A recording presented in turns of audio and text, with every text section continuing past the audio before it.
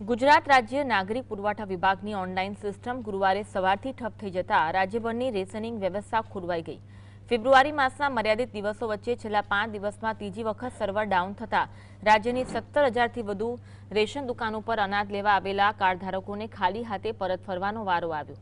Ration સંચાલકોએ technical એરરના screenshot પાડી ગાંધીનગર સ્થિત ઉચ્ચ અધિકારીઓ સુધી રજૂઆત પહોંચાડી સિસ્ટમના કાયમી નિરાકરણની માંગ કરી। વારંવાર થતા અખતરાઓ અને ટેકનિકલ ક્ષતિઓને કારણે ગરીબ મધ્યમ વર્ગના પરિવારો હેરાન થઈ રહ્યા છે। ત્યારે પુરવઠા વિભાગની આ લાપરવાહી સામે રેશન કાર્ડ ધારકો અને સંચાલકોમાં ભારે રોષ જોવા મળી રહ્યો છે।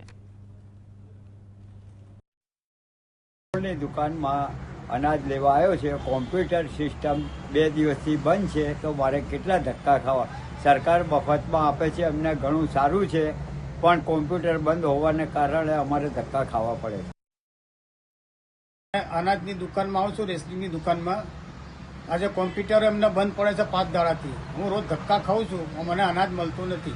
અનાજ મફત મળે છે, સરકાર આપે છે, પણ આ ધક્કા ખાવાથી અમે પરેશાન થઈ જઈએ છીએ। એટલે તમે એનું જેમ કરે વધુ નિવારણ કરો। અને હું રિક્ષા લઈને જ ફરું છું, રિક્ષા, ઓટો રિક્ષા। હું ગમે ત્યારે બી આવું છું ત્યારે મને કોમ્પ્યુટર જ બંધ દેખાય છે। હવે મારે કરવાનું શું ભાઈ? રિક્ષા બંધ કરીને મારે અનાજ પાણીનો ધંધો